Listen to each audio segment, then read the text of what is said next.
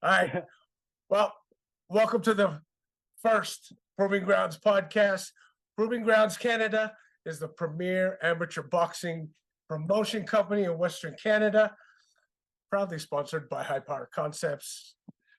Let me introduce to you the man of the hour, Mark the Hebrew Hammer Friedman. He is the Dana White of Proving Grounds Canada. He, aka the pack leader of PLWD, based in Richmond, BC. Next in command is our Proving Grounds Canada matchmaker and fighter liaison, Jedro Magtoto. You'll also find him as the head manager of the Pack of Wild Dogs Combat Club. Me, I'm Big Los.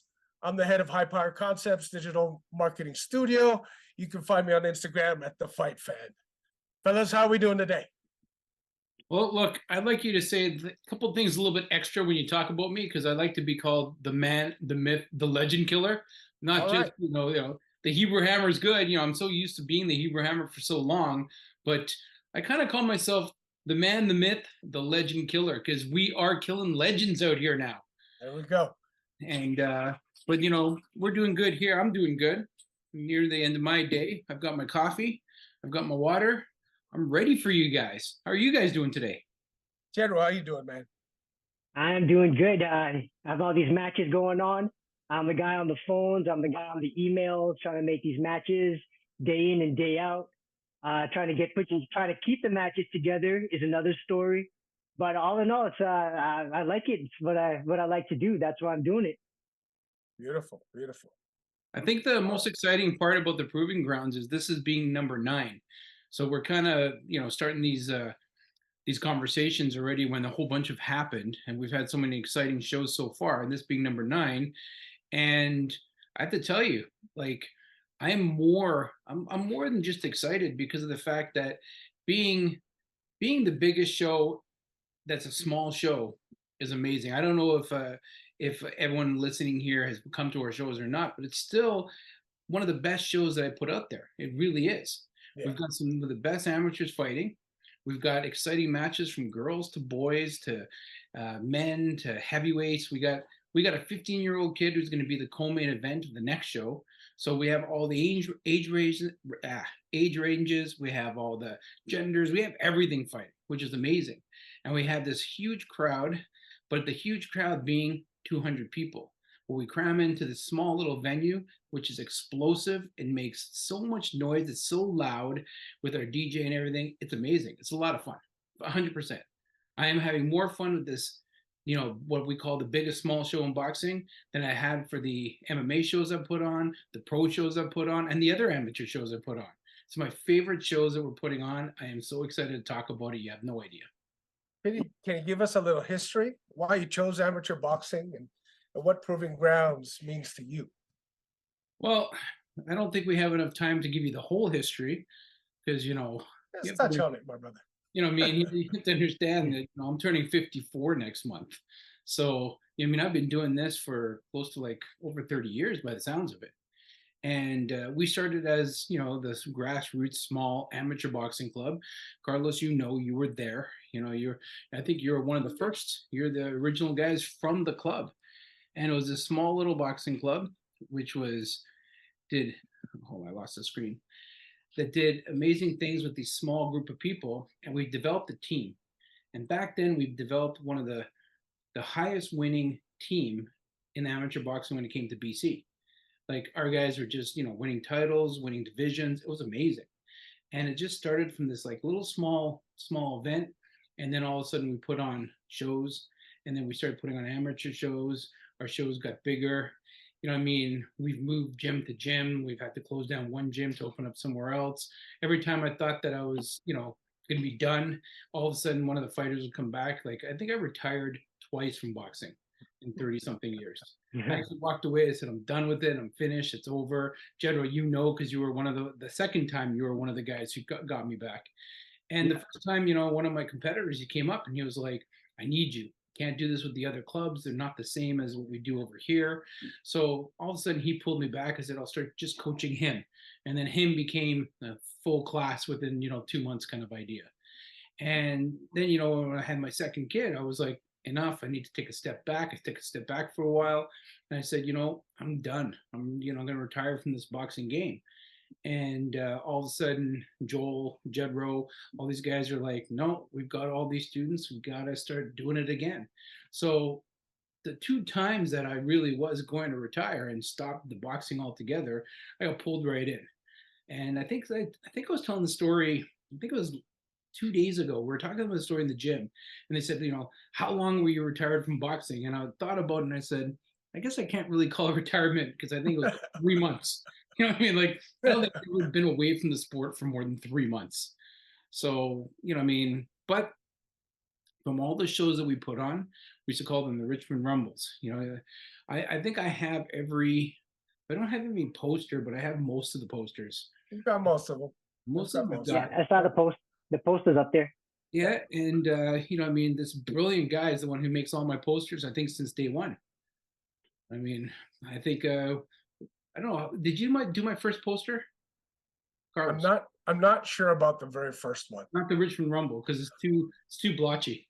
Yeah, it's the 90s, bro. It's the 90s. You didn't take credit for that one. Ooh, yeah.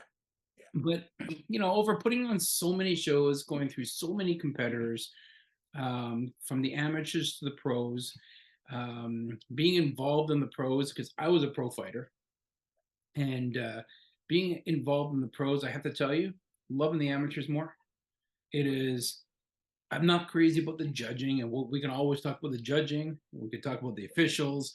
I don't agree with their politics for sure, but the idea of getting these amateurs, the headgear, the gloves, and they go to war, but it's just a safer way to how to learn how to box. And it's a great stepping stool to the pros because you have to have a good amateur background. Definitely. So, I love doing it. Just, from 30 years ago to now, it's insane ride. This episode of Proving Grounds Canada is sponsored by SOS Emergency Response Technologies. First aid supplies, 72-hour emergency kits, first aid training, and emergency oxygen. Keeping our communities safe and prepared since 1978. Shop at sostech.ca. That's beautiful. That's beautiful. Jedro. Here. As a Proving Grounds Canada matchmaker, man, what has been your experience since you've started matchmaking? Definitely lots of ups and downs. Challenging for the most part, but challenging is what makes us better. Definitely. It's just trying to get you would call them, they'll give you sort of like not a straight answer, but we'll get back to you. But then you have to call them again and you keep on following up. You gotta be that guy. You gotta be that annoying guy. And I did learn that from the mentor right there, Mark. He told me just be that guy. I'm like, yeah, you're right. I got to be that guy. And when I am, matches happen. Beautiful. Well, can I say something about that? Of course. I will tell you that when Jedro started to matchmake, he does what I think everybody in the clubs do. They'll email a club and say, okay, give me your list of guys. And Jedro's really good. He'll put a big spreadsheet out and everything else, but he'll email them, and then they'll ignore your email for a while, of course, and then all of a sudden they'll send you a list. And then you try to make matches. And until you actually pick up that phone, call them and say, I've made this match, and you have to do it. You have to say, I got this guy from this club, this guy from this club, and then you got to call them and you say, hey, do you want that match? And until Jedro started doing that, it wasn't going anywhere. And it's just funny. It's just a generation thing, because these days, every young person who's trying to put shows on, all they do is by email, and their shows completely fail. They cancel them, they shut them down, because all of a sudden they don't make the matches they're supposed to make. Because you can ask Jedro, it's a grind trying to make matches. Oh yeah. Well, what's the best part of matchmaking, Jedro? For me, it's like when that person pick up that call, it's just the bonding you make with these coaches and everything. You get to know them, and right away, it's like when there's another show, boom, I know who to call right away. So it's kind of like, the Wolf of Wall Street, but it's just for boxers instead of money. Nice. Very nice. All right, Mark. Well, tell us about the amateur boxing scene. Oh, you want to go down that road? Yeah. Hey, this is our safe space. Let's go for it. I don't know how safe it's going to be out there. But I think when boxing started, and back in the, you're going to hear guys like me say back in the day all the time. But back in the day, the amateurs were made to create professional fighters. But that's not what it is today. Today, everybody's so scared of their record. Everyone's so scared that if they lose one match, they're not meant to be boxers and things like that. You have to be able to take your losses and use the amateurs to build up so you can get better. You cannot become a better boxer without basically taking the beat. You have to compete. You have to train hard. You have to do all that. And I think the old school way was just put them in there. All of a sudden, guys would have 50, 60 fights in a very short period of time. Try to get somebody 50, 60 fights as an amateur would take years. Like literally would take years. It is so far from what it was supposed to be and how it's supposed to be. So the scene is, unfortunately, boxers that have less amount of fights than they used to. They seem to think that it means more, like, if they lose, they're nobody, and it's like that's not how it works. So what I mean, I think the scene's a little bit different, and of course the rules changes. Like, look, everyone's always trying to make a better system for boxing.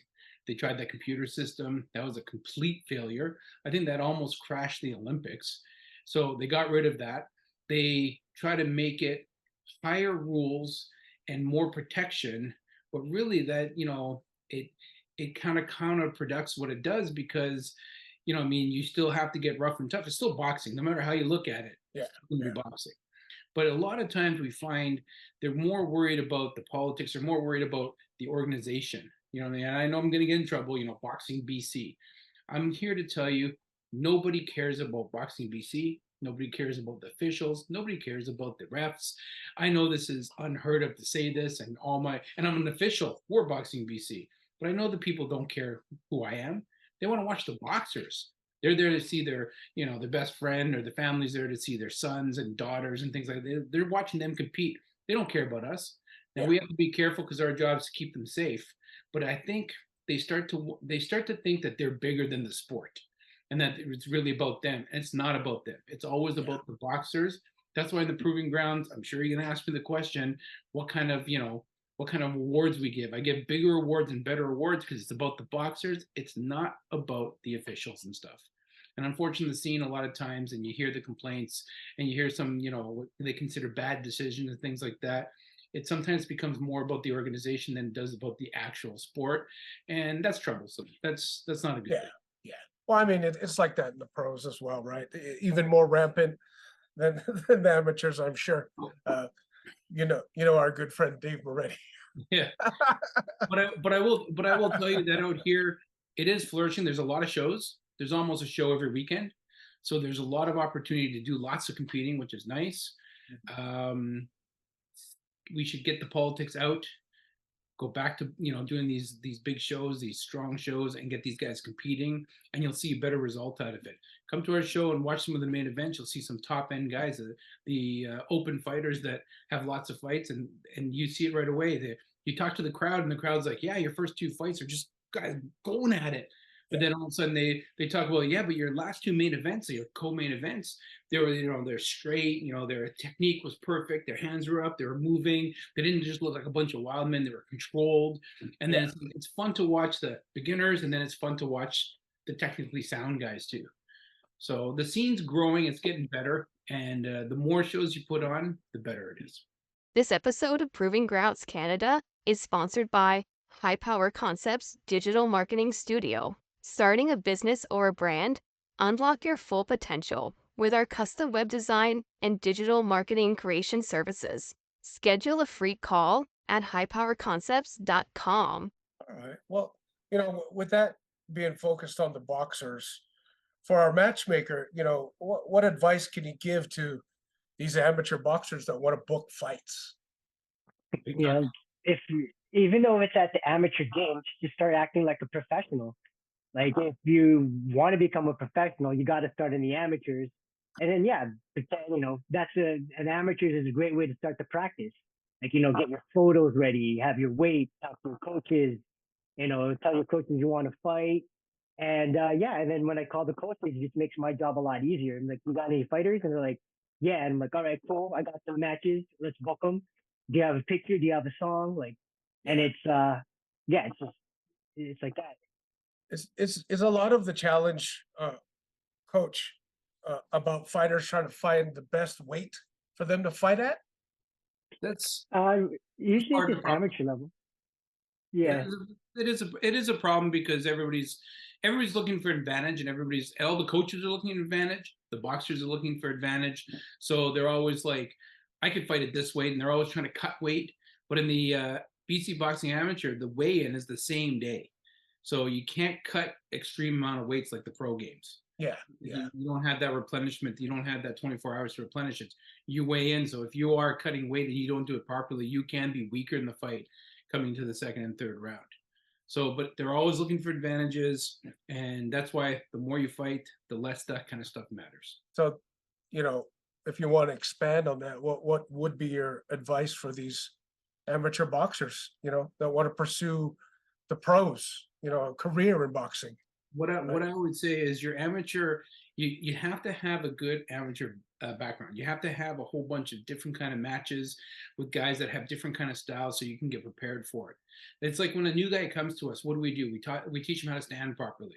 Your head can't pass your knee. You teach them all these proper techniques and everything, and then all of a sudden they hit a bag, and then when they're done hitting the bag, they're exhausted. They're like, how can I do this? Then after a couple of weeks, they're hitting the bag really well, and they're like, oh, I can do this. That's like, yeah, now you got to do the next step, and then they're exhausted from the next step. Then eventually you hold pads, and they're like, oh, I can't do this. This is way too hard. And then they get a little better at that. And then once they get better at that, then they start to do sparring, and then they think they're horrible again. So I think the preparedness is, first of all, be comfortable with being uncomfortable. That's number one. If you do, you got to get that in your head because you got to learn.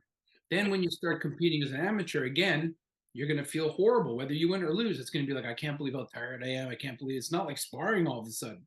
Then all of a sudden, when you compete a lot and you have over 10 fights, now you have that composure. Now you're learning a whole bunch of things, and then you can start doing other tests. And then if you can get there, then you have the ability to start turning pro. But you have to have at least 25 or so amateur fights, and you have to get past that 10. The number 10 is always the big one because you're a novice until 10. Then after 10, the next 10 have to be all different styles, all different not systems, but levels. Like you have to fight guys that are way better than you and not better than you and learn from them. And then only then can you start thinking about maybe it's time to turn pro. I see. And there's a lot of potential being in Canada and the scene that would still help facilitate that, right? Help you build that career. Luckily, we have enough guys putting on pro shows now. And if they're not here, they're not too far away either. So we do have from British Columbia, but also the States, because remember, we're close, right? Yeah. Portland, Seattle has a lot of competitions there. We have the infrastructure to be able to build a good pro. Good. That's good. I mean, well, on that note, I'll turn it over to Jedro as the head manager of POWD. Maybe you can touch on what you guys offer as far as, the boxers that either want to learn or get into the game or already in the game, maybe explain what POWD does. Oh yeah, no, the POWD, our main sport is boxing, but we do offer kickboxing, jiu-jitsu. But with our boxing program, it goes from anywhere from rec to competition. Definitely, we don't mix the two unless they want to. If you want to stay for rec, of course, would be on the side for the recreational programs. And if you want to do competition, we'll have a competition team.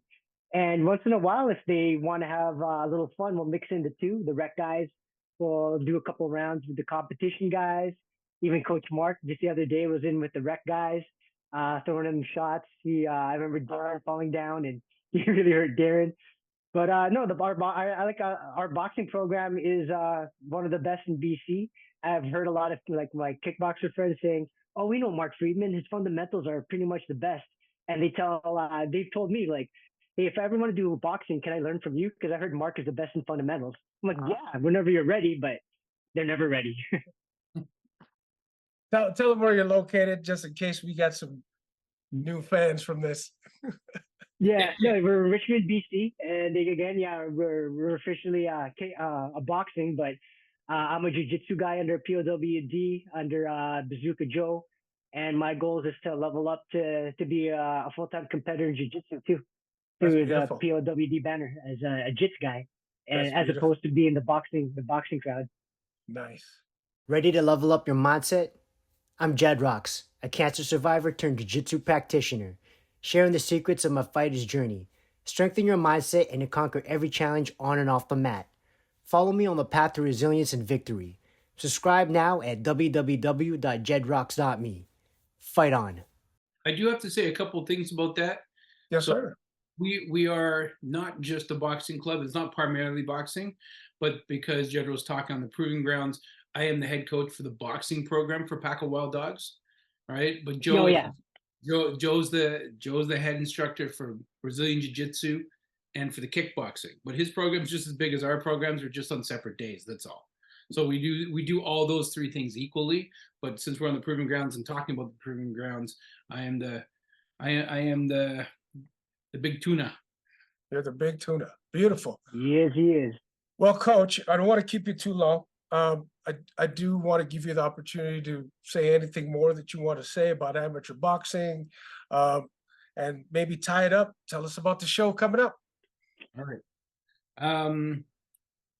I think we talked about a few things about amateur boxing, so I'm going to say this. I'm going to say it as clearly as I can. This is supposed to be about the boxers, and the Proving Grounds is about boxers, not about officials, not about anything else. So we have so far done things so much different than everybody else. And, you know what I mean? I'm not going to apologize, but the other coaches are starting to get a little mad at us because they're like, our guys don't want to compete on the big boxing BC amateur shows because they want to all compete on Proving Grounds because I gave away belts for winners, for the open fighters. The novices now are getting hoodies with the championship on the back. I give away boxing necklaces. We gave away t-shirts. You know what I mean? I'll do whatever it takes to make the boxers feel special to compete on the Proving Grounds because it's about the boxers. And the idea of ranking them up in the Proving Grounds ranking systems, getting them, you know, like right now we've got Julian, who's going to be our little 15-year-old Proving Grounds A fighter. You know, he's competing this Tuesday, and he's got one of the toughest tests in front of him because he's got a guy who has like 50 or 60 fights. So this is going to be a very interesting match for him. I'm not his coach. He doesn't come from our club, but the Proving Grounds is backing him because he could be a star. And then from our place, we've got Dylan Roach, who's going to be a star. He's the heavyweight. He's 4-0, fighting against another guy who's 4-0. We got Jason, we got Aaron, we got a whole bunch of competitors really building up. So having the Proving Grounds to get them there is really nice. You know, like it's one of the biggest small shows in boxing, and it really is. And you can watch the videos. You know, I know we can attest to everything that we're talking about, but you really have to come down and watch a show. And like like all the other shows, we do things different. We have the greatest shows with the greatest prizes, and you get free food. So your ticket price gives you food also. Everybody else keeps selling you things and selling you things. We keep giving away things. That's what makes the Proving Ground so special. That's why these small, big crowds are having such a great time. Number 9's going to be very cool, and I can't wait for number 10. There you go. There we have it. Proving Grounds Canada. When's the show, guys? Tell them when the show's at. Well, Jedro, go for it. The show is Tuesday night fights, November 28th. Doors open at 6. First night starts at 7. Be there, and awesome bouts, a championship bout. 2 elite guys, 2 of the best boxers in the elite level here in BC, and it's going to be a great fight. Beautiful. And I'm going to say one more thing too. It is Tuesday night at the fights. We do Tuesday nights for a reason. Tuesday night at the fights was my favorite boxing TV show growing up, and it produced some of the greatest fighters. Yes, sir. All the way down the line. So I love the idea of Tuesday night fights. I know it's not the Friday, I know it's not the Saturday, but it's amazing, and looking forward to the show. It should be exciting. That's beautiful. Any more info on on the event itself, go to the provinggrounds.ca. You can find us on Instagram, Proving Grounds CA, on even at the Facebook, Proving Grounds Canada. You can hit up Jedro, you can hit up Mark. You need tickets, get your tickets. We got limited seating. So other than that, you guys got anything else to say? We'll see y'all at the show. Hold on, one more. Go for it. One more. You One more thing. You got it. We allow 4 sponsors. High Power Concepts. I have one other sponsor right now, construction company.